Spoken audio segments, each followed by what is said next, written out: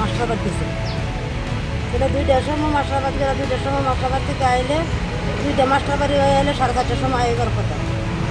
মাস্টারবাদ থেকে আইবার সময় সে আমার মায়ের রাস্তা থেকে তুলে লিয়ে যায়। আজকে সকালবেলা আমার কাছে হঠাৎ করে আমাদের যে বিশ্ব হিন্দু পরিষদ এবং বজরং দলের কার্যকর্তারা প্রায়ই আমাদের রেল স্টেশন বা এইসব জায়গাতে আমাদের যে কার্যকর্তারা আছেন এদিকে যাতায়াত করেন, বা আমাদের যে জিহাদি কার্যকলাপ, যে মুসলিমরা যে জিহাদিরা যে বিভিন্ন ধরনের কার্যকলাপ করছে মানে সেই বিষয়ে তারা মানে নজর রাখেন। তো সেই হিসেবে একটি ছেলে এবং একটি মেয়ে দেখে মনে হয়েছে মেয়েটি নাবালিকা, হ্যাঁ, তো এবং একটা ছেলের সাথে বসে আছে। তো আমাদের কার্যকর্তাদের একটা সন্দেহ হলো যে নাকি এটা হয়তো বা কোনো ধরনের কোনো নেগেটিভ বা কোনো লাভ জিহাদের ঘটনা হতে পারে, সেই সন্দেহে তাদেরকে আমাদের জিজ্ঞাসাবাদ করেছিল আমাদের কার্যকর্তারা। জিজ্ঞাসাবাদ করার পর তারা জানতে পারলো যে ছেলেটি মুসলিম এবং এটি হিন্দু, এবং তৎক্ষণাৎই ওরা আমাদের যে এখানে জিআরপিএফ যে থানা আছে রেল স্টেশনে, তো ওই থানাতে তারা অভিযোগ করে এবং তাদেরকে থানার হাতে তুলে দেয়।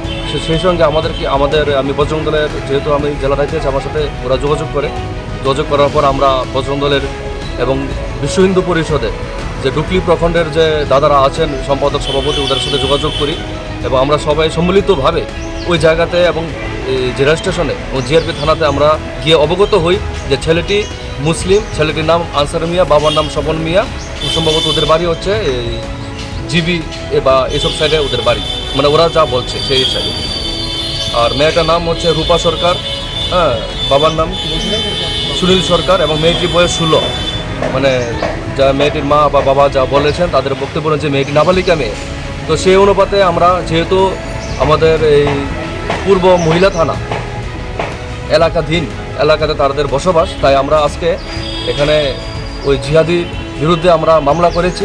মামলা বলতে আমরা বিশ্ব হিন্দু পরিষদ এবং বজরং দলের পক্ষ থেকে আমরা ওই পরিবারকে, মেয়ের পরিবারকে আমরা সাহায্য করেছি, ওনারা মামলা করেছেন, এবং আমরা পুলিশ প্রশাসনের যে বর্তমান কাজকর্মের উপর আমরা খুবই প্রশংসা করি এবং আমরা খুবই স্যাটিসফাইড। আমাদের এখন তারা জিআরপি থানাতেই আছেন এবং এখন জানতে পারলাম হয়তো ওদেরকে এখানে শিফট করে আনা হবে।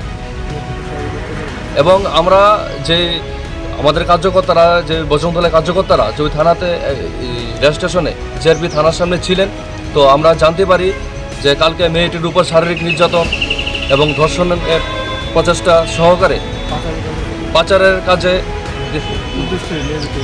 মানে পাচারের উদ্দেশ্যে নিয়ে যাওয়ার জন্য মানে বদ্ধপরিকর ছিল। এবং ছেলেটি জানলাম যে হয়তো বা বেঙ্গালুর বলছে যে বেঙ্গালুর নিয়ে যাবে।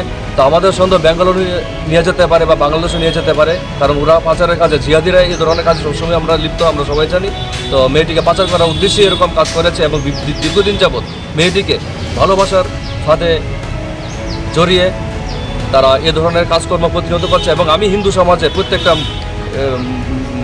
মায়ের কাছে, বাবার কাছে, ভাইয়ের কাছে আমি আগ্রহ করব যে আপনাদের বাড়ির মেয়েরা যাতে কোনোভাবে কোনো বিধর্মীদের কাছে এবং বিধর্মীদের সম্পর্কে যাতে কোনো ধরনের চক্রান্তে যাতে ফাঁদ না দেয়, সতর্ক হওয়ার জন্য।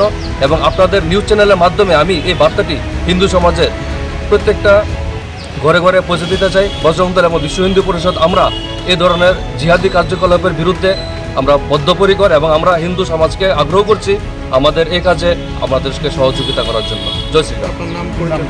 আমার নাম কৌশিক পাল, আমি বজরং দলের পশ্চিম ত্রিপুরা জেলা সংযোজকের দায়িত্বে আছি।